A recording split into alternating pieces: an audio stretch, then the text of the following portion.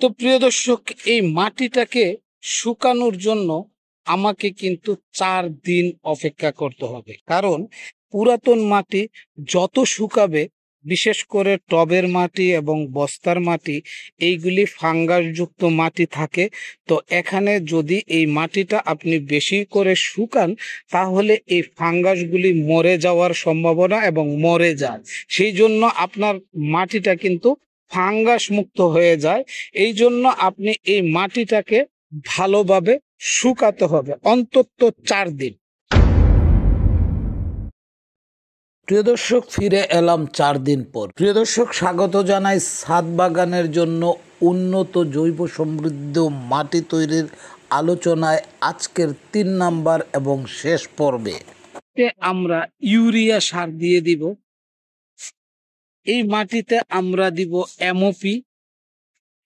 এই মাটিতে আমরা কিছু সরিষার খোল দিয়ে দিব, পাশাপাশি দিয়ে দিব ডিএপি সার।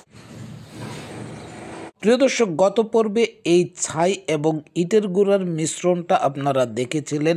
এই ছাই এবং ইটের গুঁড়ার মিশ্রণটা আমি এই 4 দিন ধরে ভালোভাবে শুকিয়ে নিয়েছি। এখন প্রিয় দর্শক, এই ইটের গুঁড়াগুলি আমি আমার মাটির সাথে মিশ্রণ করে দিব।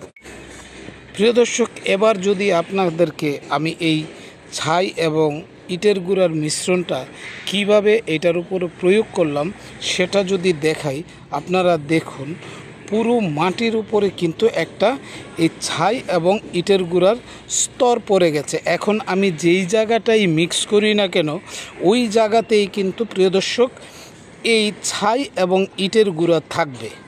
তো প্রিয় দর্শক, এইবার আমরা এই মাটির সাথে যেই কাজটা করব সেটা হচ্ছে, এখানে যে আমার গোবর আছে, শুকনা গোবর, এই শুকনা গোবরটাকে ছিটিয়ে দিব।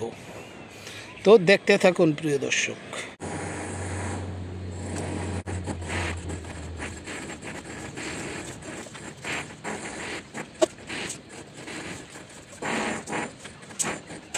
প্রিয় দর্শক, এই উপাদানগুলির সাথে আমি এখন শুকনো গোবর মিক্স করেছি, শুকনো গোবর এখানে প্রয়োগ করেছি।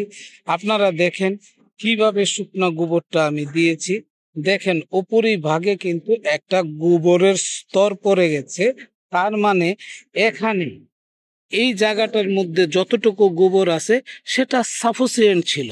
যতটুকু এখানে ছাই এবং ইটের গুঁড়া ছিল সেটাও সাফিসিয়েন্ট ছিল।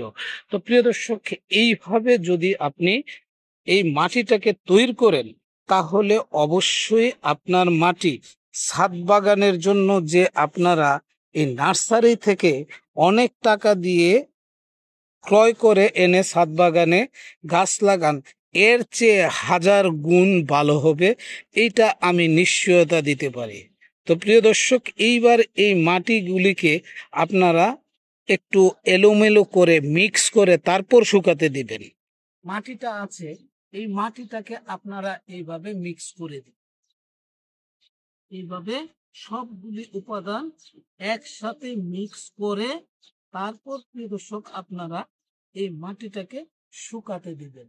তাহলে 4 দিন পর বা 5 দিন পর এই মাটিটা কিন্তু প্রিয় দর্শক একবারে জৈব সারে পরিণত হবে, এবং এই যে গোবর সার এবং এই যে মাটির যে আগের যে গন্ধ টন্ধ যেগুলি আছে, যেগুলি ফাঙ্গাস আছে, সেগুলি রোদের জন্য মরে যাবে এবং মাটিটা একটা পিওর মাটি তৈরি হবে।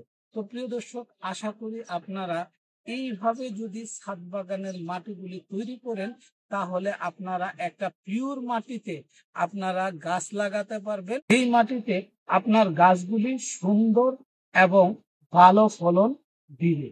তো প্রিয় দর্শক, ছাদ বাগানের জন্য এই জৈব সমৃদ্ধ মাটি আমরা কিভাবে তৈরি করব, এই টোটাল পদ্ধতিটাকে আমি 3টা পর্বে ভাগ করে দিয়েছি।